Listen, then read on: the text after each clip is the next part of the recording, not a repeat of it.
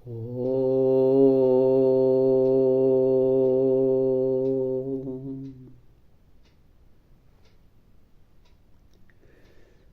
October 7ನೇ ತಾರೀಕು.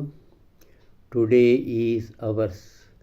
ಈ ಪುಸ್ತಕದಲ್ಲಿರುವಂತಹ ಈ ಬರಹ ಶಿರೋನಾಮೆ it can be fatal. It can be fatal.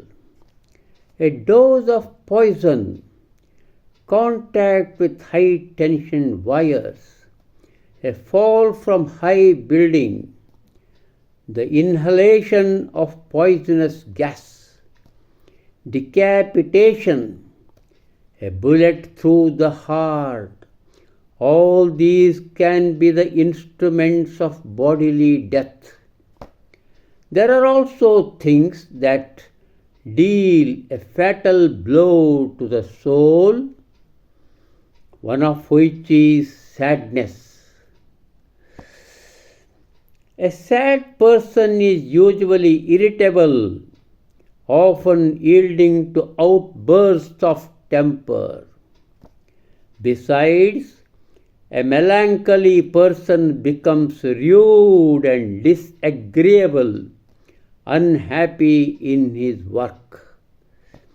Sadness is so powerful that even a cardiograph will note its fatal effect on the heart. Sometimes a sad person loses control and destroys himself. Therefore, banish promptly every inclination to sadness. If you toy with it, it can be fatal.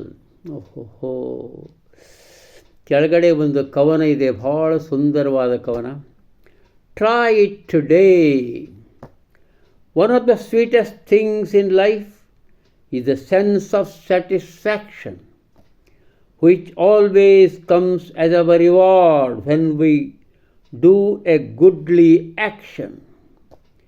Try it, friends, and you will find that it drives away all sadness and fills your heart to overflowing with sweet and lasting gladness.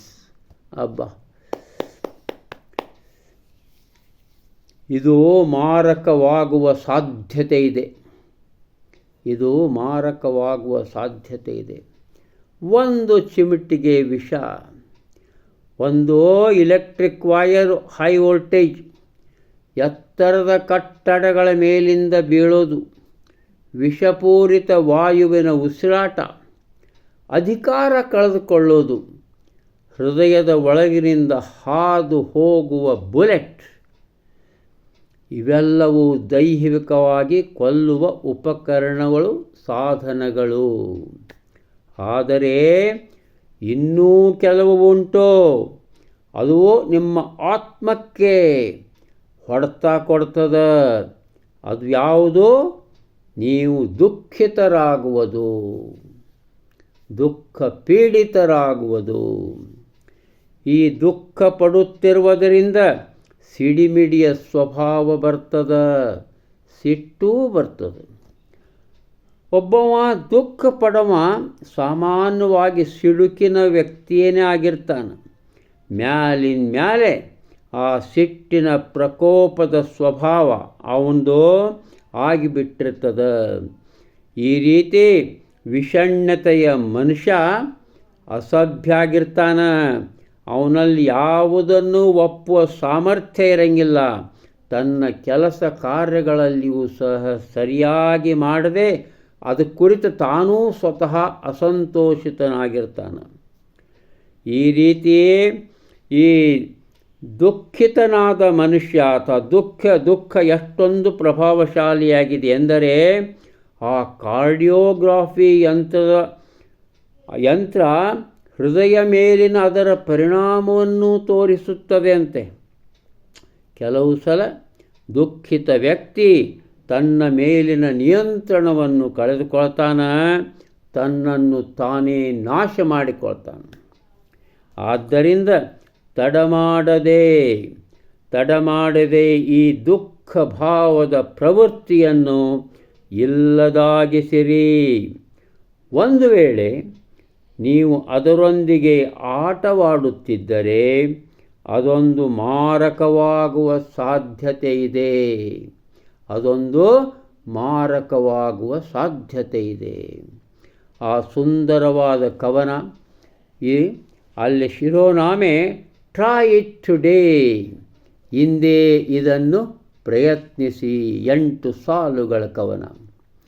ಜೀವನದ ಒಂದೇ ಸವಿಯಾದ ಉತ್ಕೃಷ್ಟ ಫಲವುಂಟು, ಅದುವೇ ತೃಪ್ತಿಯ